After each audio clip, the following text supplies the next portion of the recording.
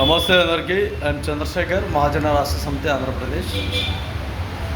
పేద సామాజిక వర్గాలలో రాజకీయం లేకపోవడం వల్ల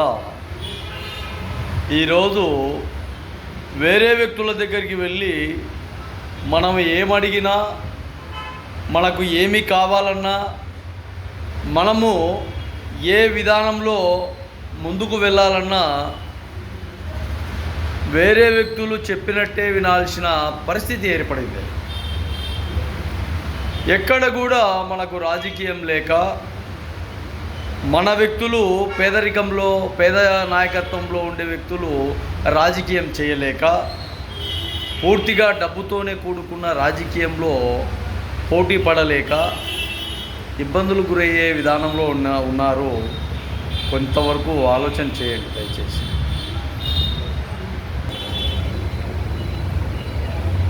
ఎన్నేళ్ళ సుదీర్ఘ ఈ రాజకీయ విధానంలో ఎన్ని మాట్లాడినా, ఎన్ని చేసినా, ఏ విధానాలతో ఏం మాట్లాడినా కూడా చివరికి ఎవడైతే డబ్బు ఉందో, ఎవడైతే పలుకుబడిందో, ఎవనికైతే అన్ని విధాలుగా పరపతి ఉందో, ఎవనికైతే రాజకీయ అండదండ ఉందో, చివరికి వాని దగ్గరికి వెళ్ళాల్సిన పరిస్థితి ఏర్పడిపోయింది పూర్తిగా. అది సెంట్రల్ కావచ్చు, స్టేట్ కావచ్చు, అదే ప్రాంతం కావచ్చు, గ్రామం కావచ్చు, మండలం కావచ్చు, జిల్లా కావచ్చు, రాష్ట్రం కావచ్చు. ఇలాంటి ధోరణిలో వేరే వ్యక్తి ఈ పేద సామాజిక వర్గాలకు ఎక్కడ కూడా హెల్ప్ లైన్లో లేడు.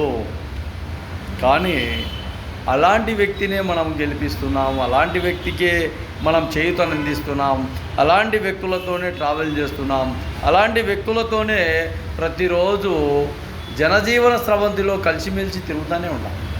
కానీ వాడు వివక్ష చూపుతాడు, వాడు అహంకారం చూపుతాడు, వాడు తక్కువ చేస్తాడు, వాడు అహంకారంతో ఉంటాడు, వాడు నీచంగా ఉంటాడు, వాని ఆలోచన విధానాలు దుర్మార్గంగా ఉంటాయి.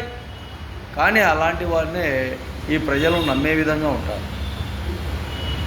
బాగా ఆలోచన చేయండి, బాగా ఆలోచన.